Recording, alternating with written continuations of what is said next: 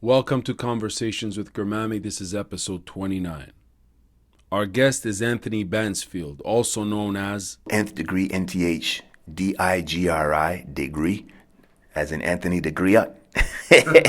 The Nth Degree is inspired by his Caribbean and Canadian heritage, hip-hop culture, and the African griot tradition. This conversation is about Anthony, his poetry, and his point of view and perspective on spoken word poetry. Quick mic check, how you doing today? Yeah, pretty good, everything cool. 1, 2, 1, 2. Really just enjoying the vibe here. So, I think it's only fair if we start with a poem. What do you think? Yeah, works for me. All right, here we go. Call me Mr. Guided, the ill-qualified shepherd of a flock I must have incited, incorrectly directed, but interestingly half cast aside as if undecided. Undeniably in control, I roll to cause all within my zone to wander off course with odds worse than bones thrown, as I lounge from way up low on my shaky throne. As if guesswork could maybe sway and lead astray that sad patchwork of all them blasted clown fool and jerk I claim as kin. Riding east into sunsets alone and grim, and lost within this thin skin, instruction scribbling, with no pen, no plan, all penned in and pretending to issue commands on a whim. So call me Mr. Guided again. Go on, say that one more time. Let's call me that again. And goddamn, I'm scarred. Let's get going with the wind.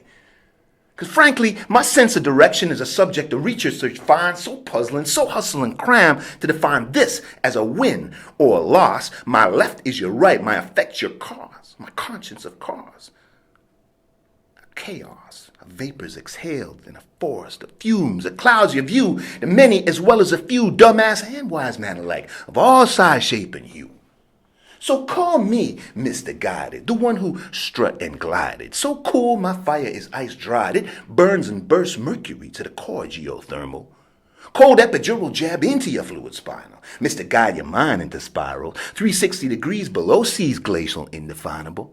The guide to reroute your very essence, take the leaf, stem, and branch of your soul and bend them into shapes of strange weapons, teaching incomprehensible lessons that hobble intelligence with loud pops of blown tendons.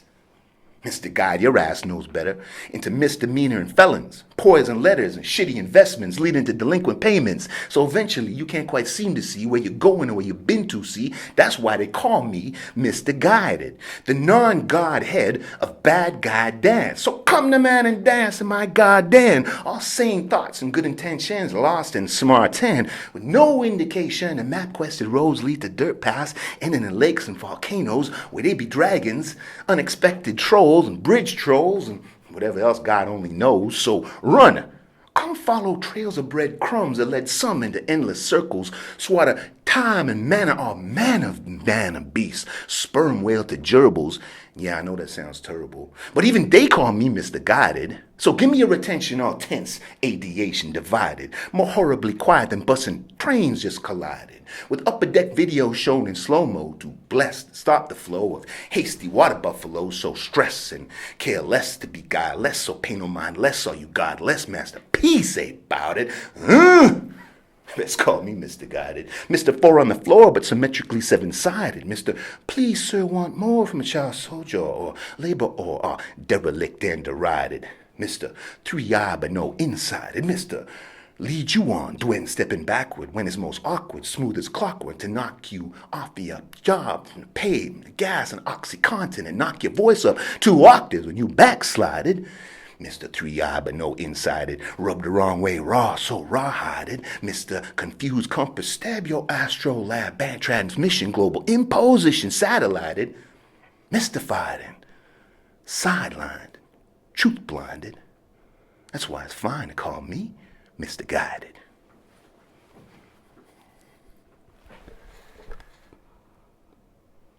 That was dope. What? Tell us about the poem.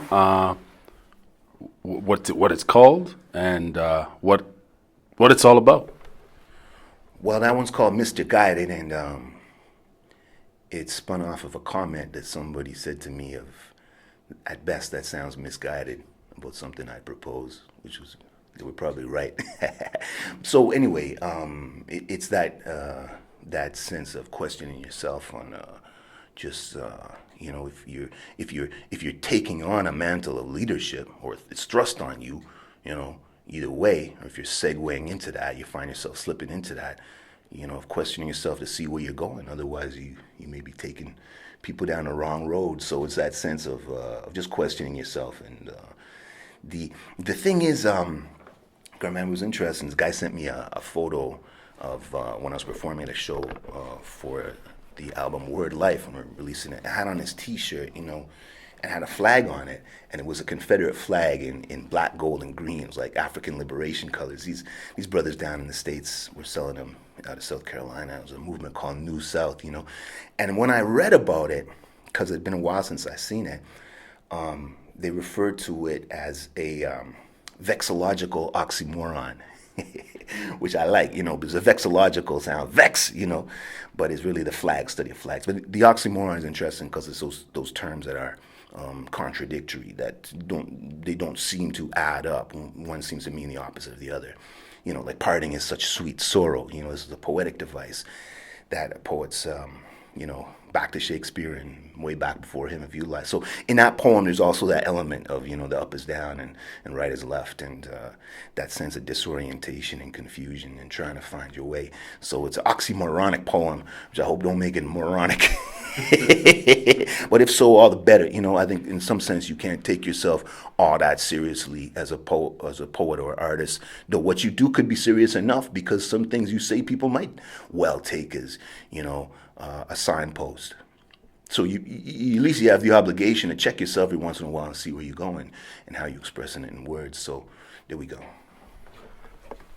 I've known you for almost, I think now, 16 or 17 years, going back to Golden Star Lounge days, way back. But introduce yourself and tell us, actually, take us back to your first ever performance, poetry performance. Well, it was here where we're at, actually, University of Ottawa in 1986. Really? That's right. Wow. Yeah, okay. Yeah. I published a poem in a book called Nouveau Machine. It was a collection. And I had been in a writing class, with a poet professor here, and I got kicked out of the class. But, I had been, I think, a bit too forward in challenging, some of the works of my colleagues, where I'd hear something. The one that really touched me off was hearing about a blackbird up in a tree, and then there was these things of associations of avariciousness and of kind of laziness and hostility and so on. I was like, hey, why is it a blackbird? Why has it got to be a blackbird? Because there's a lot of But it was a moment where I think, like, the reading I was doing and the stuff I was listening to, like I'd heard Lillian Allen, and Muta and these people do dub poetry, and and some of the reading I was doing too, it was like a lot of Caribbean literature, and I felt like you had to, use your artistic work as a basis for challenging a lot of these social and political constructs and assumptions and myths and so on. So, it was the sense that it's not just about the play of the words and the technical aspects, but you also look at content. So when I wrote the pieces, some of that came into them, but they published them in this collection here, and we had a little reading as part of the launch of it. So I read the pieces. And the interesting thing is, one of the pieces was a strictly like page piece. There was no way you could really read this. It was two voices, but I hadn't thought of it at the time, And also it was the way it looked on page. It was kind of important. So I wouldn't say, like in my start, I wouldn't say I started as a spoken word poet, but as a poet who liked the idea of writing songs and listening to things like dub poetry that had a lot of wordplay to them. So the spoken was coming into it. How did coming to school, because you studied, you have a BA in literature, is it? And a master's? A master's, yeah. Okay. A master's degree in literature. How did that help? You said you got kicked out of the class. Yeah. Was it a hostile kind of situation? No. I mean, were you literally told to, like, you're no longer... Well, he called me aside, and we had a little meeting, and we decided it was best that I ease out the class, So it was a graceful departure. But I still actually had another class with that prof that went well. But no, at that point, I wouldn't say that there was any one-to-one relationship in terms of like studying how to do and write poetry. But I was interested in reading poetry. So I wanted to read and hear and be exposed to a range of stuff and hear about the lives of the people doing it, and understand. So, like, for example, a lot of the Montreal poetry scene in the 50s, 60s, and 70s, the Irving Laytons and Leonard Cohen and people like that. We were reading their work and hearing a little bit firsthand about how they sort of started coming up in their movement at that time in Canadian literature. So that was fascinating, and I think like reading different pieces of poetry gave me a more informed sense of how to go about things. But at the same time, I was listening to a lot of reggae and calypso and rock and roll and punk music and dub poetry and that stuff, and that really shaped also how I felt about expressing. And hip hop then started coming in, and it's like the attitude aspect of it and the rhyming, and so those were kind of twin forces in shaping it. But when I actually did the masters, it wasn't really in a way that I think made me a better poet or related to how I wrote. It wasn't that at all. It was more like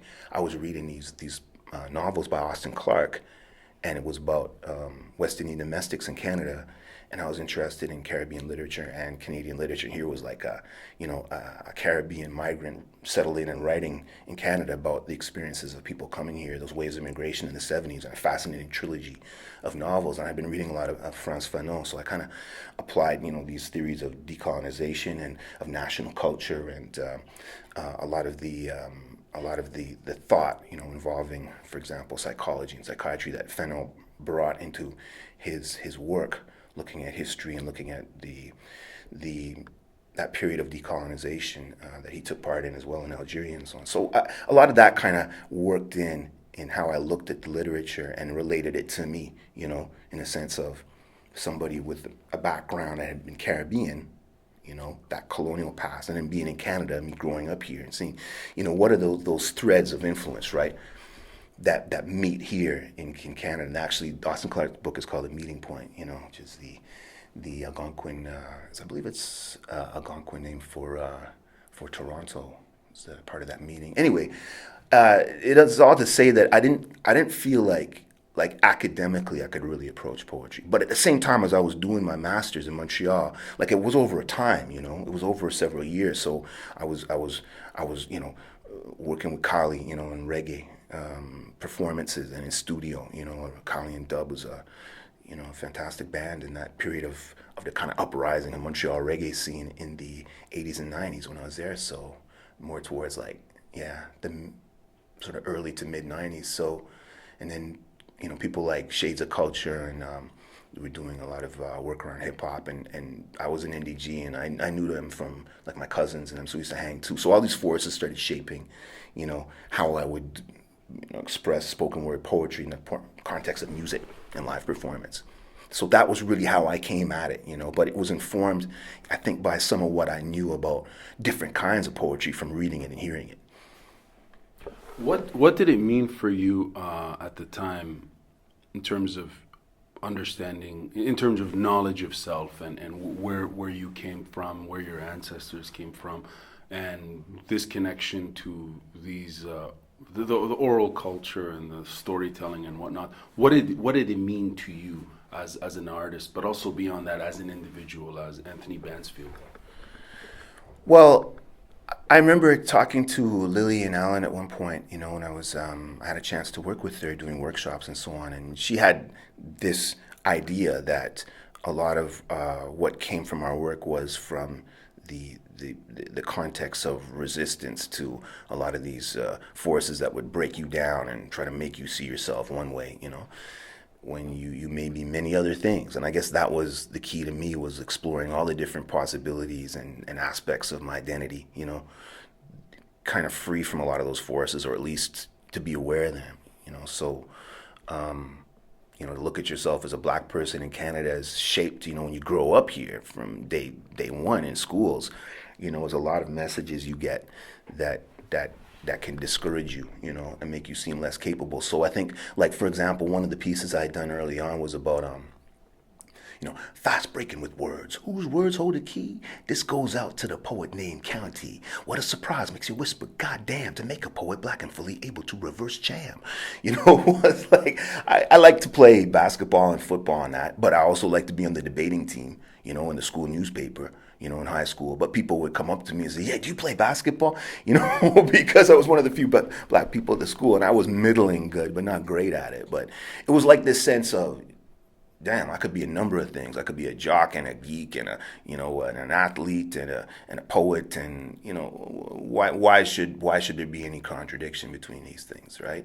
And so I guess that was part of what I was trying to express in many ways, and my background reading kind of came into my work. But I don't think that that the poetry was also just strictly about searching for identity. I would have written and composed about something if it wasn't that. But the pieces took a wide range of themes. But that was definitely one of them. And in Montreal at the time too, there was shootings of young black men. Anthony Griffin, for example, and Marcellus Francois, and there was Vincent Gardner who had been shot and killed in Ottawa. So a lot of us were obviously, as artists, as concerned about that as any other young black people, where we, joined up and took to the streets marching, and so then the work. I had some of those themes too, where when you're doing a piece now, it might be part of a rally. You know what I mean? On a megaphone. So yeah, it was definitely a political context, and that was very, very, intimately connected with how you created the work and performed the work. As a creator, as a creative person, when you say you're a poet, were there ever any challenges creatively navigating all these different artistic communities? For example, going from hip hop to reggae to soca to whatever other genre. Did you ever feel like introducing yourself as a poet was at the time probably not understood, or how was it? I guess the question, what I'm asking is, calling yourself a poet and being, involved with so many different communities, right? From Montreal, Toronto, artistic communities, hip hop, so on. How was that received, being a poet? Well, on the one hand, a lot of people in Montreal just knew me as the poet. That's how sometimes I'd be walking down the street and, hey, it's the poet. Hey, you're the poet. So they'd see me perform in some event or some locale, and that's how they associate me or call me, So I was comfortable with that. I was kind of happy with that, because I felt like, coming up, you saw the role of an artist is very marginal, and there's no money to that. There's no future in that. So, you're kind of encouraged to do something that would have a future in it as a career. But I felt like I could still explore what I wanted to do as a career. Like, I was taking courses in teaching English second language, and I was actually working teaching English second language in Montreal, adult education, and so I was doing fine that way. Didn't have a lot of expenses or anything, and it was a fairly cheap place to live. But I saw my vocation, as to write and perform and get out there and stir things up, and publish a book and publish an anthology, and meet up with other artists and do multi-artistic work, with musicians and people in theater and so on. And I had the opportunity to do a lot of that, with Black Theater Workshop, and then some of the people I moved in with in the music community in Montreal. So I think in terms of how I related to people within the context of the Black community, I was a student, and then I was somebody who was, a young Black person there in Montreal, kind of connected to others, and, you go to a party and you see each other, and maybe I'm playing basketball in the gym and I see some folks, but then I'm also out there, doing a poetry at a Black student event, or, like Dawson College or Vanier, or, doing something with the Barbados House, the celebration of their independence, or doing something at a nursery school, with kids, doing some poems with them. Like, there was all these community contexts to perform the work. Like, we would have speakers come down too, like Yan Carew, Francis Cresswell-Sing, Rosemary Brown, they were all people that we read and listened to them speak, and had a chance to talk to them. And that shaped a lot of the thinking at the time too. But then, when they were performing, or excuse me, when they were doing their speaking, we'd get up and do a few poems before they spoke, sort of, or at the end, sort of part of the presentation in a way. So yeah, it was very organic, man. It was very interesting. So I think it was it at that time I felt myself more comfortably fitting into a function as a poet, and that dimension of me had a little more, freedom and room to flex at that time. Anthony? What's the role? What's the role of a poet, in your opinion? Role and quote unquote responsibilities, if any, of a poet. I think it depends on what you see as your vocation. And for me, I think the context of the work I'm doing is one in which not all things are equal. So if there is, income inequality, for people of African heritage and others in Canada, and there's discrimination and racism and to the point also of police harassment and carding and all these things, and even shootings, police shootings and so on, and brutality. Like, these were kind of things that you couldn't ignore because they were people people you knew, and it happened to you. I'd get pulled over too late at night by some cops and ask for ID and things like that. So, that very much shaped the work. So I felt that I had a responsibility to speak on that stuff. But at the same time, yeah, I could write a love poem. I don't see any contradiction there. But I couldn't just do that and be happy doing that. I had to give expression to some of these things from a personal point of view too, of how they affected me, and others like me. So I always felt that function, given the context, right? Like, I just couldn't turn a blind eye to that. And I felt that even if I wouldn't change anything through my poetry, at least let me speak of it. And when you somehow objectify something and put it out there for discussion, at least it's a chance for, it's content that people have to kind of work with and dialogue about, And that was my contribution, right? I was a videographer, might do it the next way, or somebody with political aspirations or business savvy or whatever else might approach it the next way. But that's how I approached it. So, yeah. And later on, I began to read about the griot and the role of the griot, in West African civilizations, and I think that function kind of permeates throughout. There's a certain continuity in a lot of African cultures that sees the role of somebody, who has that gift, and is part of that caste, as doing things like broadcasting the news and doing a critique of the rulers and the ruling class, with a certain degree of shall we say, immunity, as if like you expect somebody to raise those questions as an artist, but then also maybe give an elegy when somebody's passed, or do a praise song for somebody when they're coming to a position of maybe they had a baby, or they're celebrating something, a wedding, or they got a promotion, or they're being elected as a new ruler or whatever. That there's a lot of different functions. Or sometimes it's a comedic function. It's humorous, right? And sometimes it's like a brag and boast, which I think has certain roots too, that go to some spiritual elements in African worldview. So. Like, these things were deflected across the world, especially in the Americas. That's how I got them, through that deflection, of the Atlantic slave trade, and the great traumatic rupture that caused. So I don't pretend to be one-to-one aligned with a griot way of doing things, as a member of that caste. But I want to know what it is they do and what I do that is similar to that, and understand it. And some of that has to do with your role and a certain responsibility you have too. How many years have you been actively involved in the creation and performance of poetry? How many? Give me a rough number. Well, I guess it would go back to beyond when I published those poems in '86 in that chapbook.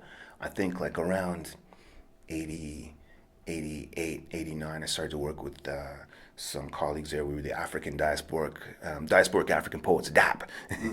We had a writers group, and we used to come together once a week and just perform our work to each other and give each other a little critique and feedback and just vibe, you know. So it was interesting, and we all enjoyed like spoken word poetry, and we eventually started to go out and perform more, and then we published a collection, and it was pretty interesting work. So I guess it was around that time because I really coordinated that print anthology, which also had some visual art in it too, which I liked, you know.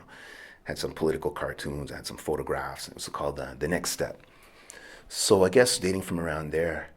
But my dad used to tell me how my grandmother liked to recite poems, and she would. She was even on the radio in Trinidad and Tobago reciting poems, and so I think like I maybe had in my family some of that. Sure. Maybe through her, you know, and maybe there was others there before. And I know as a little kid I was like to make up little songs, and I'd get a guitar and strum out a few chords and make up my songs. So I think the inclination goes back, you know, to when I was a kid, and Sure. and the inspiration before that may go back even before, you know, to some of my family. But yeah, I think for me and my work in getting more involved and getting out there with my work was from around, I would say around 88. So what over these years, over the years, let's say over 25 years, almost 30 years, how has your connection and relationship towards the art form, how has it evolved, or has it remained the same? Just speak to us about that. You know what I mean? Your connection and your relationship to poetry and performance. How has that evolved over the years? I think that I've become better in my craft in a number of ways, in shaping it, you know, in taking the time to really, technically work on the material. And I think I've found like different dimensions to do it in, you know, whether it's online or in the context of like recorded music or in video, and sort of exploring some of those possibilities and, you know, interacting with those forms. And I think that, I guess a lot of the essential things haven't changed for me though. I still see it as a very socially connected thing, but at the same time, I still express profoundly personal things, and I try not to second guess myself too much as an artist, but just enjoy, you know, the fun of composing and rehearsing and performing pieces. And I think like that's remained the same. So that's been the central, you know, point of connection all through the years is an enjoyment. You've also been involved in a lot of community development, obviously within the poetry community, spoken word, putting on shows, advocating, and so on. Speak to us about that, and then I got another question, a follow-up on that. So, speak to us about all the work you've done in terms of between Toronto, Ottawa, and Montreal, in terms of, you know, networking with people and creating that scene. Well, around 93, I moved to Toronto, and I published this little chapbook and you know, a recording of my work that I had on cassette, and, you know, with music and poetry that Kali helped me produce, and worked with a few people. Shingi, who's now in Shingi Sabedo, who's now back to Zimbabwe. We used to do a lot of collaboration, you know, and it was great. I think going to Toronto, I had a feel for you know, some of the work being done by the dub poets like Lillian and Clifton Joseph and you know, Afua Cooper, and there was some very strong movements there with the dub poetry festivals, International Dub Poetry Festival. I had a chance to see a lot of these poets from around the world, you know, especially from the Caribbean, like Muta Baruka and you know, Jean Breeze and Oku Nora and so on. So going there, when I moved there, I was looking forward to really being more involved as an artist, you know, and also as a producer of work. So I saw the possibility of doing another good project, you know, and whereas I'd done a print compilation, this time around I was looking to do an audio compilation. So I I was moving with some people in Toronto, Montreal, and Ottawa, and we eventually got together and produced the CD. So I had applied for Canada Council grant, and it was a collection of music and poetry called Word Life. And we got that out in 99. We published that. So, I'd say between like from 93 to 95, I was just going to a lot of different spoken word poetry shows in Toronto that were coming up, and they were exciting. It was a real good movement, All True Spoken, it's Poetry in Motion.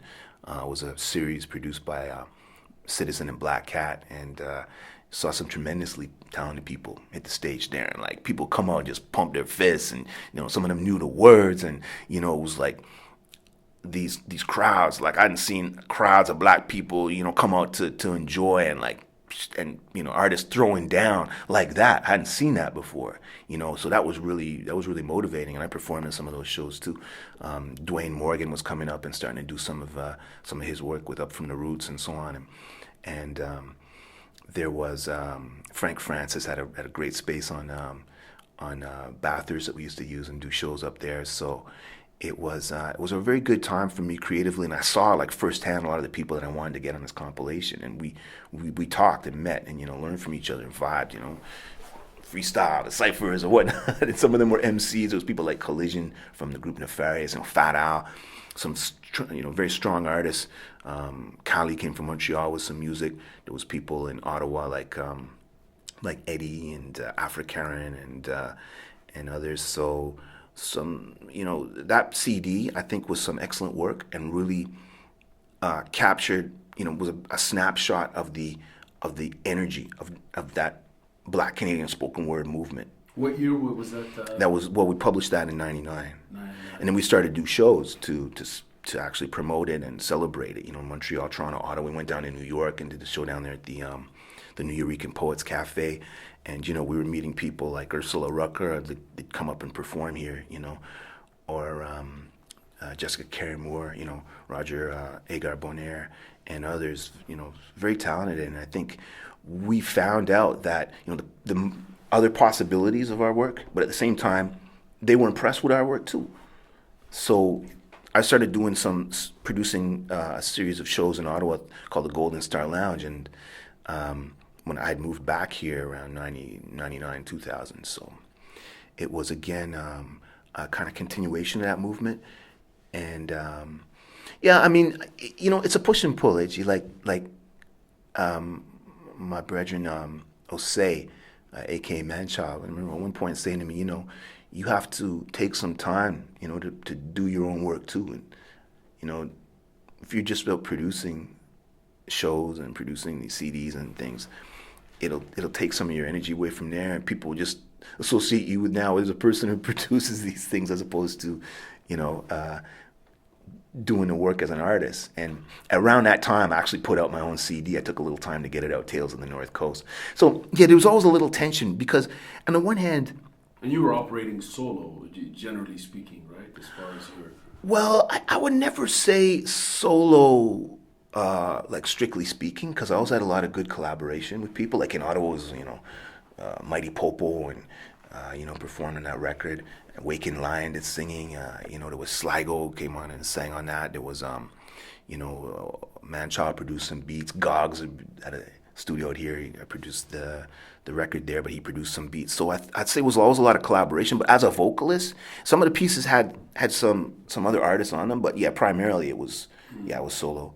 But what I'm trying to say is, when you are in a form that is underdeveloped, right, and underground, or whatever under you want to say, but overstand, you have to overstand how, you move to propel your art forward. You got to take some of the initiative now, where promoters or managers or producers or, the people would otherwise come in and support a certain form that has an infrastructure, but we didn't have that. That was the strength of it because it had that kind of rawness and energy to it. Something new. And that was also the disadvantage because you didn't have that support system. So I was trying to play a dual role as, doing that support, and at the same time as an artist, giving myself time to create work. Well, this is why I wanted to ask about your involvement in a lot of the development of the scene. I'm sure, obviously, that there are other people involved, but you spent a lot of time trying to connect, network, and do some, is it fair to say, artistic lobbying, right? As far as provincial, federal government, so on and so forth. But at the same time, that probably took you away from your own, the performer, writer aspect. Is it fair to say that? Because you're wearing multiple hats. Right. It might have, but again, It's all part of the process in a way. yeah, and some of what I love to do was just create. So nobody could take that away from me if I didn't want them to. I would go out for a walk late at night and just freestyle up some stuff or rehearse some stuff or just come up with things. I like to do when I was walking. Sure. I had a certain meter and rhythm to it. So I mean it. But you're also creating a scene at the same time. Yeah. And I guess that does draw some energy away from you, obviously. No doubt. But the follow-up to that is knowing how the poetry scene. Actually, I want to go back to Word Life. Tell us what that album means to Canada in terms of the poetry. What does that album mean to Canada artistically? What does Word Life mean? Well, what value does it have? Well, there was a CD called Word Up that I had done some pieces on, and that had some Canadian and American spoken word poets on them. And it was pretty well received. It was pretty new at that time to be doing spoken word poetry and recording context. But it was something that made me aware of the possibilities. And I guess what I thought was important about Word Life was it captured what was common and kind of continuous and connected stylistically and content-wise and themes of the work that a lot of us were doing. So it was an expression of what the styles and the topics that you were hearing from Black spoken word poets and MCs. And that's what I enjoyed about it. Reflected that at that time, 99, but still looking forward. Like Dwayne Morgan was on that, you had Jelani Nias, was on that CD. You had, Debbie Young.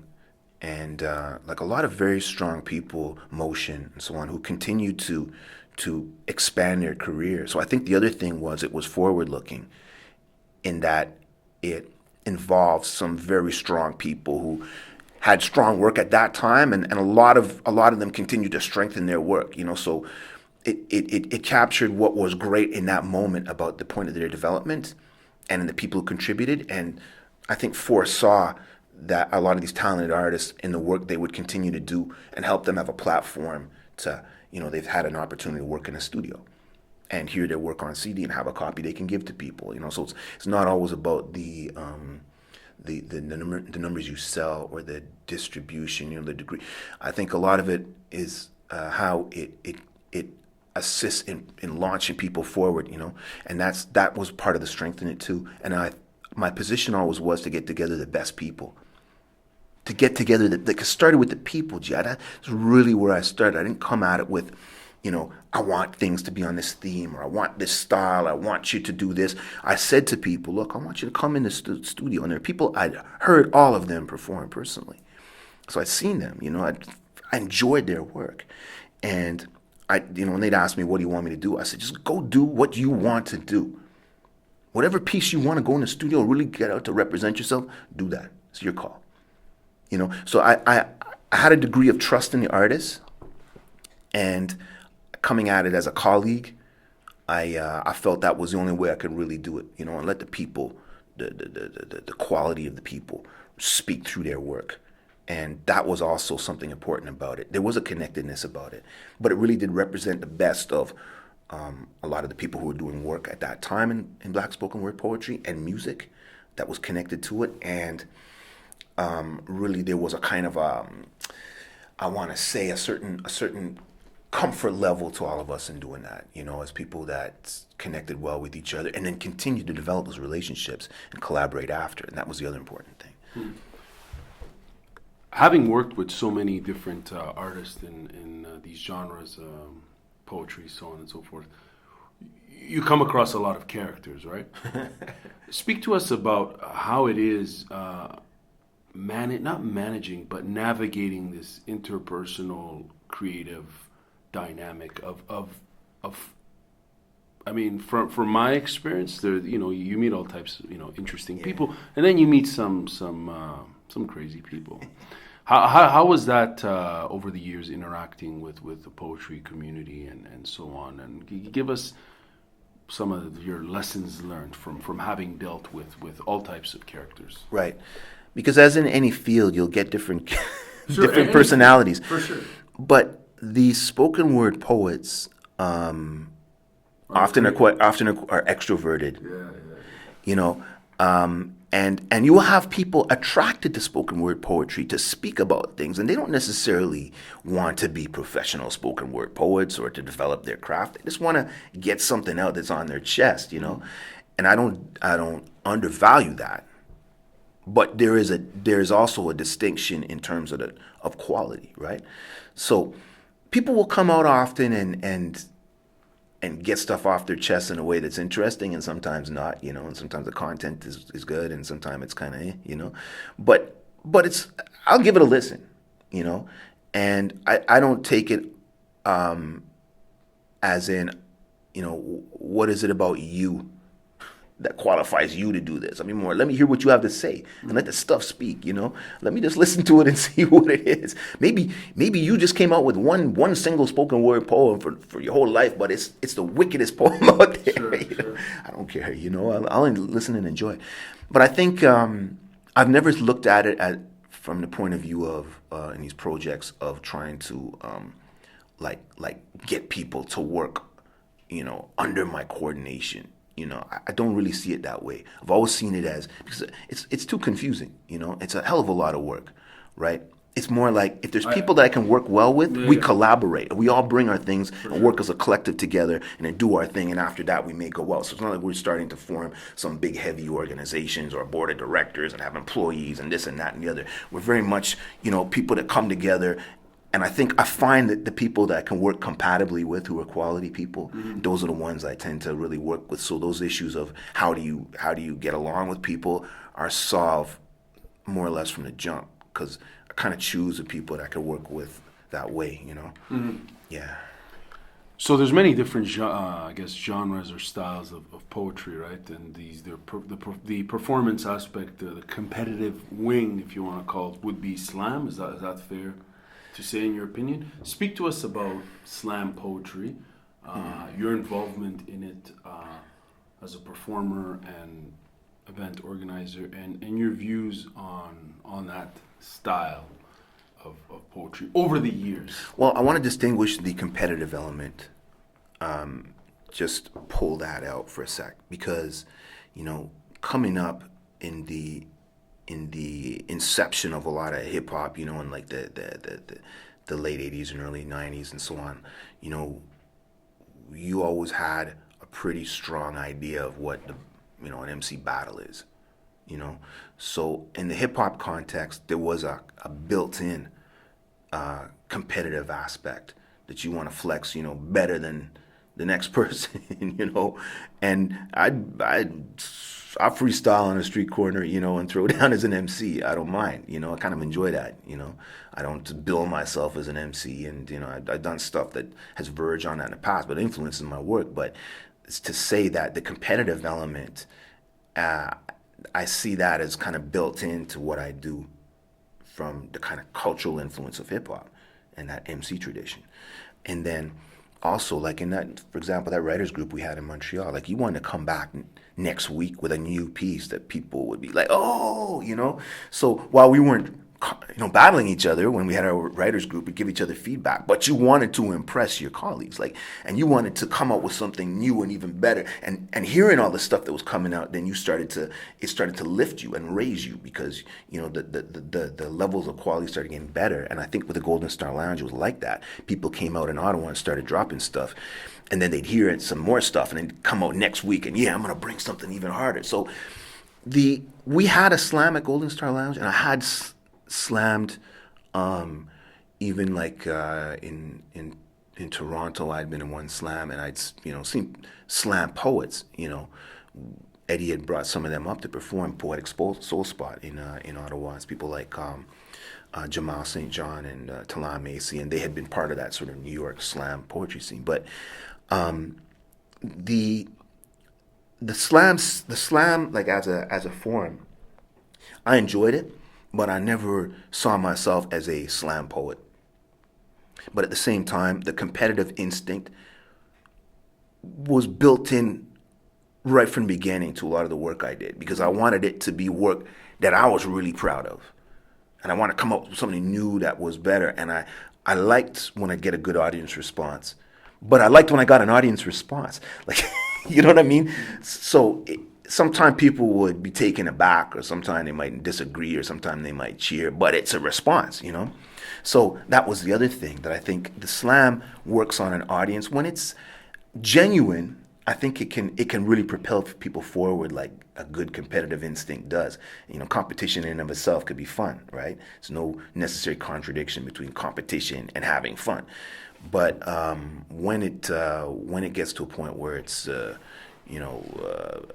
less than honest, you know, people can start cheering each other on with their friends for work that is subpar, you know, and there it doesn't serve anybody. So the slam poetry I saw as a kind of fun and interesting way to help promote, you know, the popularity and accessibility of spoken word poetry. I never saw what I was doing as strictly spoken word poetry, slam poetry, because Golden Star Lounge, we'd have like musicians come up and perform. We'd have visual artists with their work hanging there. We might show a documentary. Somebody might come up and do a song with the guitar, and then somebody do some poetry. We had an open mic, and then we'd have the slam, and then we'd have a feature artist. And it was multidisciplinary, but with spoken word at the center. I saw it as a good kind of community gathering, a place where people come hear something a little interesting and different, you know, as opposed to the usual ray to, you know, hearing music in the clubs with some nonsense lyrics. But you could always go out after the show and go to a club and enjoy yourself. So I saw that, the slam poetry can have that impact, right? I never saw myself as coming from that tradition, a slam poet tradition. But I see some good in it as bad as in any form. Take us back to, I guess that's 2002, right? 2002, 2001, 2002, Gold Star Lounge started. Yeah, take us back and paint the picture of what the poetry scene, I don't want to say poetry scene, but the community. What was Ottawa's poetry, performance poetry community like? I know there were reading series, of course, but to just give us an idea and then compare it to today's. Well, when I left Ottawa in '86, I would still come back and visit, obviously, you know. And when I would, quite often I would do a performance as part of like there was an organization called Harmamie, and they used to have like a Kwanzaa performance they did down on Elgin Street. So a bunch of us would come down, and there'd be a big community gathering, there'd be potluck, and there'd be food and so on, and you'd have a few poets and the musicians and a dance troupe and so on. And like I say, I was always very familiar with that way of doing spoken word poetry. It's part of a larger, social community context. So that was great, and that's where I heard some of the other people in Ottawa that kind of continue to do work. And in spoken word poetry, you always stayed in touch. But like you had the young poets of the Revolution were doing some great work.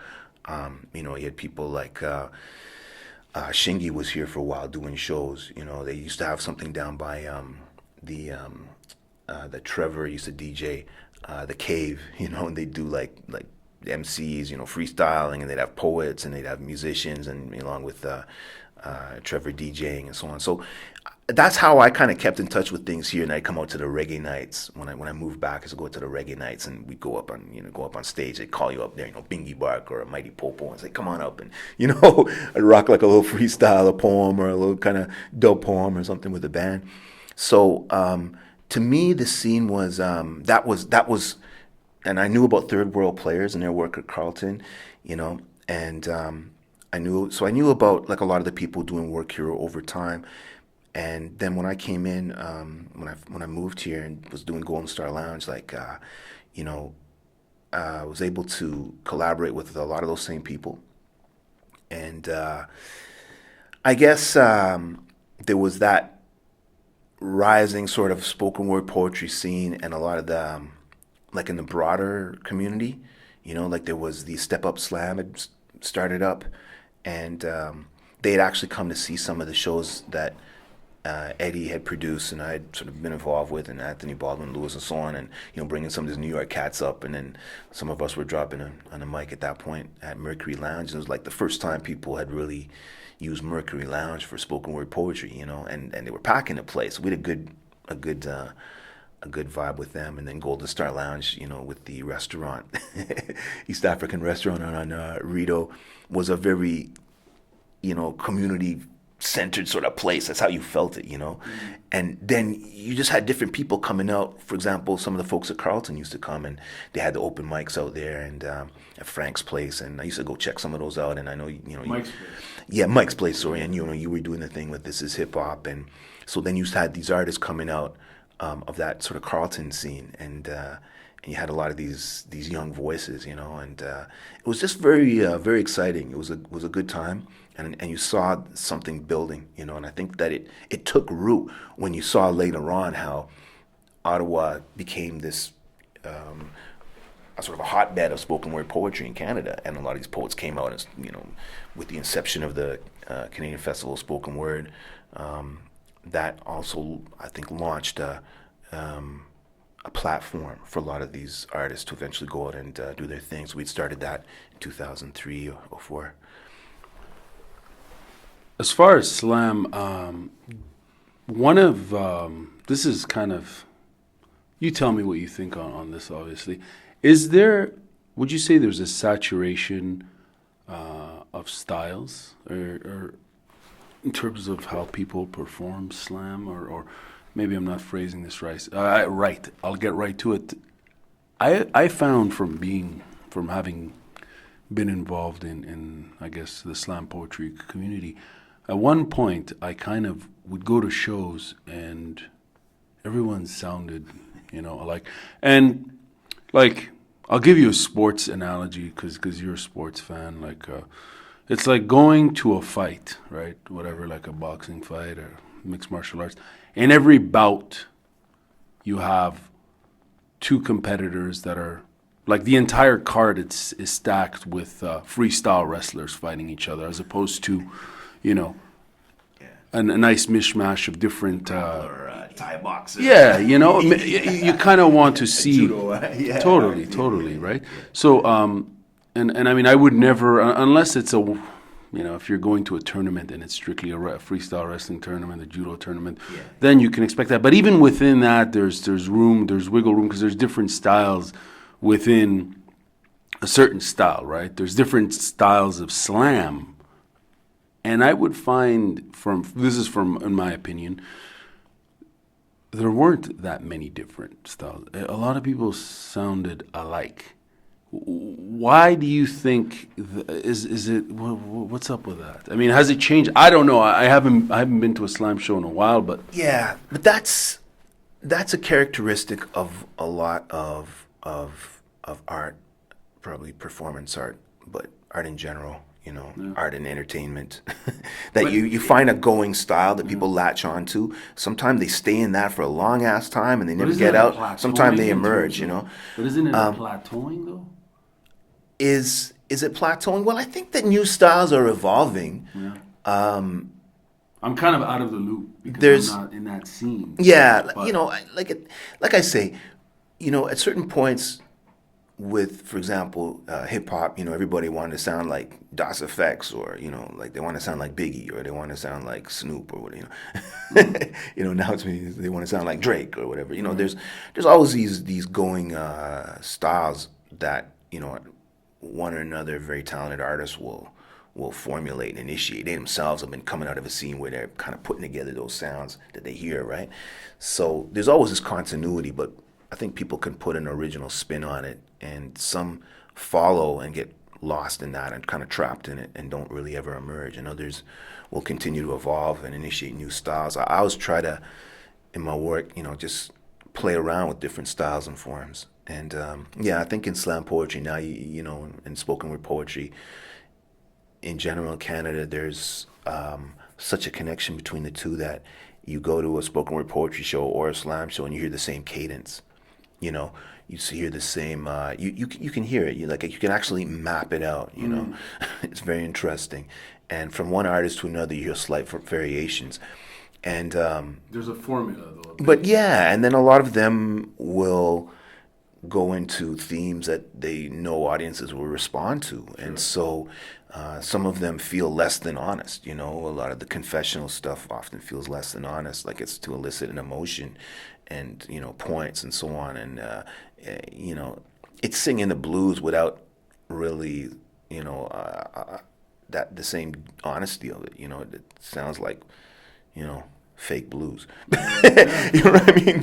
So and yeah, I mean, I don't like that, but you can have that with any form. I don't want to, you know, flog the spoken word poets for that. Some will get trapped in that, and others won't. You know? We're not knocking it. No, you know, yeah. It's just but I feel you on that though. You know, I noticed this like I feel you more that. than a decade plus ago. Yeah. I hear that too, though. Yeah, you've never pigeonholed yourself within that community, or you know, be like as you said before, you don't consider yourself a slam poet, right? You're a poet, and you're involved in different artistic communities. Speak to us about your work internationally, because you've been traveling, you've traveled abroad, and I think last place you went was Trinidad, and I hear there's possibility. I don't want to break the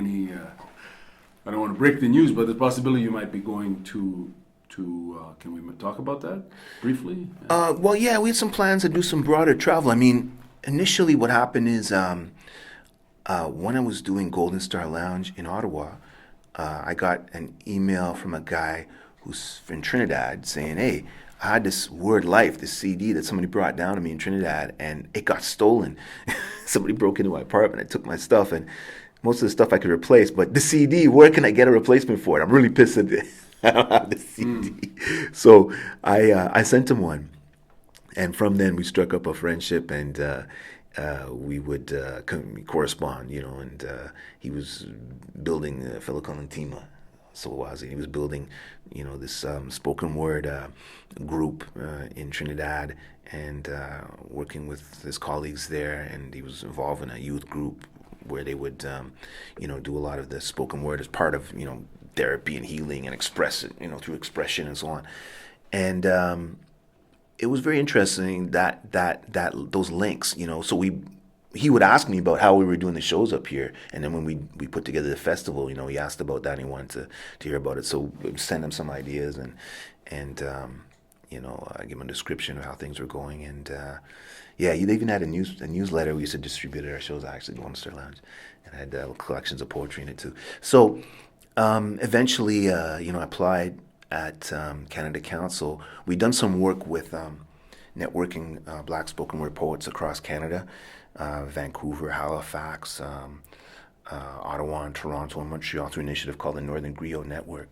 So we'd done that about like 203, 204, and we'd always maintained our links as people who were not just doing work, you know, as artists, but also, you know, helping to produce and promote shows, right? And foster the development of emerging artists. So we continued to link, and then we eventually, like I say, put together this concept of going down to Trinidad, doing some work with some of the poets down there. They had a festival that they started up called the Cascadoo Caribbean Festival of International Spoken Word Poetry. So, yeah, we got some funding to travel down there, linked with Tima and a lot of the Trinidad and Tobago poets, did some workshops. It was myself, Motion, Eddie, the original one, and Dwayne Morgan, and Manchild as well. So, yeah, it was excellent, you know, really good dialogue. I think coming back here and hearing a lot of those styles, like we wanted people up here to hear that poetry too, of what we were hearing in the Caribbean, because it had always, I think, infused us with strong new directions and influences and ideas, like technically and, you know, thematically, we had a lot of strong links with them too, right? Sharing a lot of that background. And I think it freshened up the sounds here, you know, and we wanted people to hear that. So we brought some poets from Trinidad here. It was part of it, you know, to follow up with an exchange. So in 2012, we'd been down in Trinidad, and then 2013 rather, we were there, and then in 2015, this past May, we brought some of those. There was a couple of Trinidadian poets from Barbados. It was poets from Barbados, from Jamaica, from United States, like the New Jersey and so on. Philadelphia, it was Jessica Carey Moore came from Detroit, and then poets from across Canada came, and a lot of people doing really innovative work. So that was like a very strong jump off again to, I think, freshen the scene here that we did in this summit of poets, the South North Griot Summit, that had an international flavor. And I'd always gone down to the States and performed in a few different places down in like the Carolinas and New York, and I've been down to the Caribbean to perform in Dominica, and had done some stuff previously in Trinidad. So I felt like the international part was very important for a lot of us who were moving, and the quote unquote third world. You know what I'm saying? Because it was very easy to travel to, or easier to travel to Europe and European, coming over here, and then the American poets and so. But like for poets in the Black diaspora, in the African diaspora, and then others who were in Central America and South America, because I think we had a lot in common. We wanted to explore with them because we didn't have a chance to hear them as much, And so the African poets. So we're looking at now links with people in Ghana and so on, and South Africa and elsewhere. And I think that's an important link for us too. So that's the international linkage is important because we have that as part of our background, as people coming from an immigrant background in Canada, as part of our heritage, right? And the African connection is again culturally, there are things that we want to explore that we have in common there, and then also, like I say, it opens up new audiences and new ideas, can help develop your career. It can help just see things in a fresher and approach your work in a more interesting way. So I think that we need that dynamic in Canada to link internationally, to grow in our work. Well, it's pretty cool what you're doing with this outreach and connecting, Canadian poetry scene with different communities abroad, and I look forward to seeing videos from in your future trip, and keeping up with that. Where can we find you online on Facebook or? Well, I'm pretty easy to find if you Google Nth Degree, NTH DIGRI, DIGRI, as in Anthony the Griot. NTH DIGRI. When you Google it, you'll find me. I have my site on WordPress, and then I have my most recent album, South is North, that's available on Bandcamp.com. So if you Google Bandcamp.com, Nth Degree, you find it. And then for the Northern Griot Network and some of the work we do as an artist collective, again, Northern Griots Network, you'll see our stuff up online. We have a site with all the initiatives we're dealing with. I'm going down to Toronto as part of a program we're doing there for Black History Month, Kumba. At that series is at Harbourfront, so on February 5th, 6th, and 7th. I'll be there on the 5th.